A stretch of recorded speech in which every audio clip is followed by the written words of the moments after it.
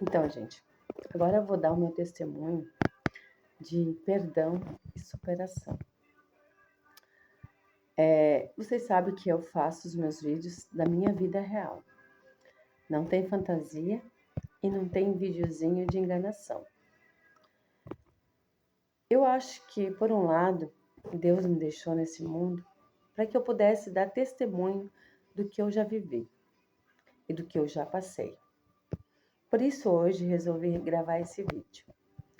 E também vocês sabem que vocês são a minha companhia nos momentos que eu tô sozinha e me sentindo muito só.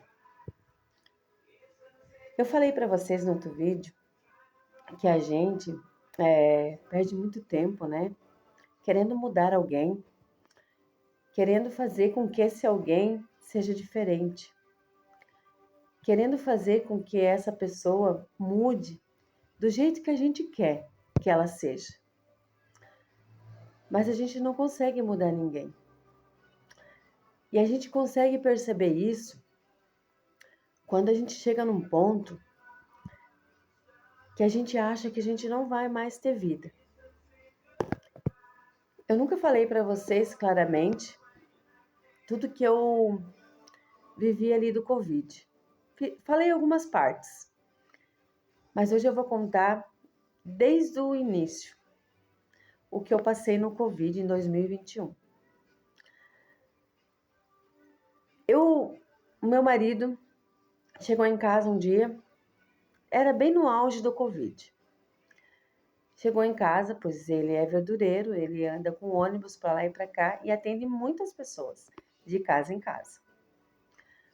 E eu também atendo as pessoas, porque eu tenho o meu salão de cabeleireira há 30 anos na minha casa. Então, gente, a gente lida com pessoas diariamente, pessoas diferentes.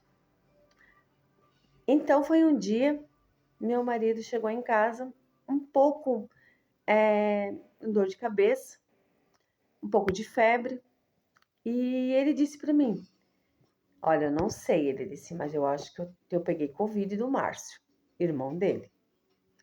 Que o Márcio chegou assim lá no depósito, lá de Getúlio, tal. E eu acho que eu peguei esse Covid dele. Eu acho melhor você dormir em outro quarto, ele falou pra mim. Aí eu falei, não, nós casamos na alegria, na tristeza, na saúde e na dor. E não saí do meu quarto. Ele tomou um remédio para febre e dormimos. E ele continuou com esses sintomas, mas eu nada. Na segunda-feira ele foi fazer o teste em Vitor Meireles, porque era mais rápido. Ele e o irmão dele testaram positivo. E aí? Mas eu não tinha sintomas nenhum, gente. Nada, eu tava 100% boa. Mas, por via das dúvidas, né, eu pensei, vou fazer de novo também, né? Fui lá no postinho de saúde e fiz, né?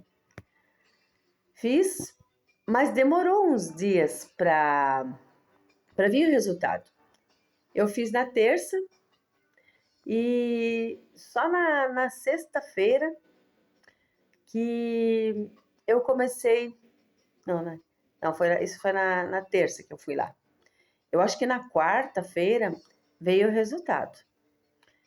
Eu testei positivo.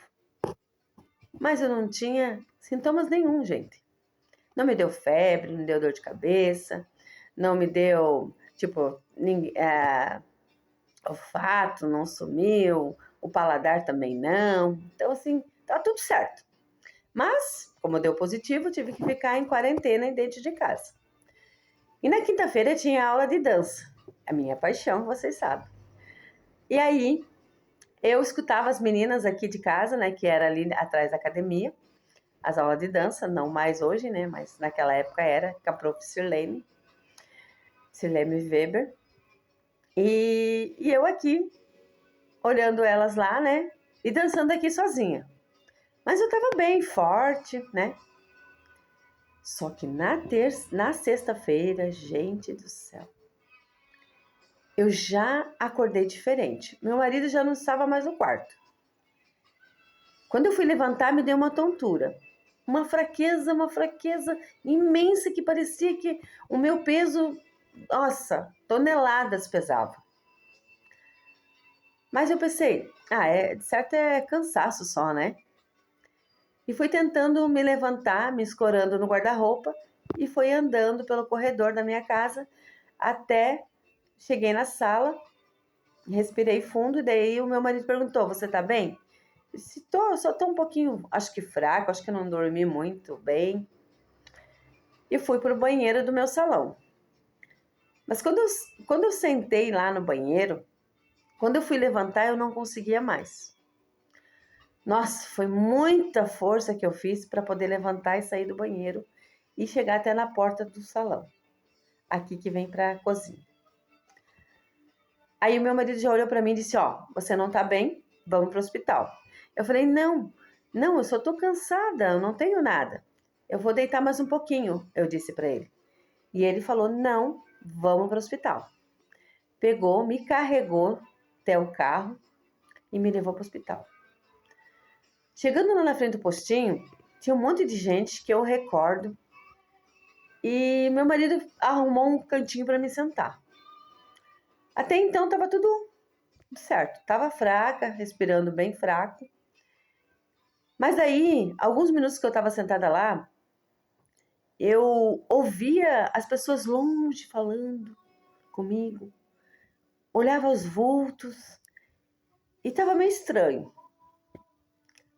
Aí teve uma hora que eu escutei uns gritos. A doutora Ana Paula vindo lá de dentro do consultório dela. Gente, vocês não estão vendo que a Juscelia está mal? Tragam ela para dentro. Isso que eu me recordo claramente. Eu sei que me levaram lá para dentro, sentei na cadeira e a pergunta que ela me fez. Como é que você está, Juscelia? Como você está se sentindo? A única coisa que eu me recordo é que eu falei para ela, eu tô bem, eu só tô me sentindo muito cansada, que até para falar é difícil. Ela pegou a mão no telefone e foi a coisa que eu escutei mais claramente. Ela pedindo a SAMU. Ela precisava urgente a SAMU ali no postinho, no hospital. Que tinha uma paciente que precisava ser levada. E aí me levaram de lá, eu vi, colocaram eu na cadeira de roda, me levaram num outro lugar, colocaram num quartinho, que a cama mal cabia, o quartinho mal cabia a cama, e vi um monte de enfermeiros vindo em cima de mim. E eu só escutei falando que eles não achavam, não conseguiam pegar minha veia. E a doutora Ana, muito desesperada, eu agradeço, sou grata à doutora Ana Paula Cateno, acho o sobrenome dela, que foi a que salvou minha vida, primeiramente. Sou muito grata a ela, pela ligeireza do atendimento dela. Aí ela disse, gente, vocês não conseguem pegar a veia, eu preciso medicar ela. Ela tá mal. E me levaram para outro lugar, onde tinha oxigênio. Colocaram oxigênio e ainda a doutora Ana estava desesperada. Aí ela veio perto de mim e ela disse, Juscelia, você tem que esperar mais um pouquinho. Seja forte, ela disse para mim. Seja forte que daqui uns 40 minutos vem a SAMU para te buscar. Foi isso que eu ouvi. Aí, gente, deu um apagão. Apagou tudo assim, ficou tudo escuro. Eu não vi mais ninguém, não ouvi mais ninguém. E eu só pensando no meu eu. Meu Deus, aonde que eu tô? O que está acontecendo comigo? Eu acho que naquele momento eu estava indo embora. Aí deu um clarão assim. E eu vi uma luz, aquela luz brilhando. Parecia que eu estava caminhando para chegar naquela luz. Mas aquela luz nunca chegava perto de mim. Ela estava muito distante. Mas era uma luz tão maravilhosa, que eu não sentia dor nenhuma, gente. Confesso para vocês que eu não estava sentindo mais dor nenhuma, mais nada. Aí, quando eu estava próximo daquela luz, de novo, eu escutei. Lá no fundo, Juscelia, você está bem? Você está me ouvindo? Mas era muito longe, distante. Foi aí que deu um apagão de novo. E eu na escuridão novamente. Só escutava a doutora Ana Paula falando comigo, bem baixinho. Juscelia, você está me ouvindo? Eu estou aqui com você. Você está me ouvindo agora? Foi quando deu o clarão novamente. E eu comecei a ver o vulto da doutora Ana Paula. Eu acho, gente, que eu estava partindo deste mundo para o melhor. Porque já diz a palavra, né? Que este mundo não é o nosso permanente. E eu acho, 2 vezes na minha vida, eu acho que eu quase cheguei lá nesse paraíso. Que a gente não sabe como é. Mas hoje eu digo para você aí do outro lado que eu não tenho medo de morrer. Eu já criei os meus filhos, conheci os meus netos, né? E eu falo para vocês de coração que daí naquele momento assim, eu vi a doutora Ana me chamando e comecei a ver o vulto dela. E foi clareando ela assim na minha frente. Foi quando eu vi ela claramente. Ela disse, Juscelia, eu consegui. Eu consegui trazer você de volta. Tenha força. Aí demorou mais um tempinho e chegou a SAMU para me levar para Ibirama, porque eu precisava de atendimento urgente. Aí, me colocando na SAMU, gente,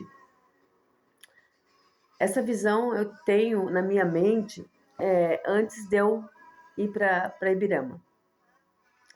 Eu vi lá na porta, eles colocando o aparelho em mim, assim, gente, e o meu marido e a doutora Ana Paula, lá na porta do hospital, e ela falando alguma coisa pro meu marido. E eu não ouvia mais nada naquele momento mais. A minha respiração estava bem fraca e bem devagar.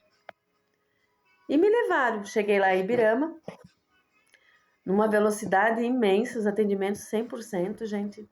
Olha, dou parabéns à equipe médica que me recebeu naquele momento. E sabe quem foi uma também que eu posso falar para vocês que contribuiu para mim estar aqui hoje? Foi a Iracema. A Iracema aqui do Sorriso, aqui de Vitimarçu. Sim, porque sabe quem me deu o lugar da UTI para que eu pudesse ter uma chance de viver?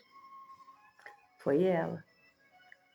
Naquela manhã que eu dei entrada no hospital, foi a manhã que ela saiu da UTI e deu o lugar dela para mim. Porque não tinha lugar, gente. Tava assim, ó, gente. Não tinha lugar para nada. E o médico, o doutor Bruno, que foi o que me atendeu lá em Ibirama, ele falou que se tivesse que levar eu para outro lugar, eu não ia sobreviver. Eu ia morrer no caminho. Porque os meus batimentos estavam muito baixos. Olha como é a vida, gente. Vamos para o próximo vídeo.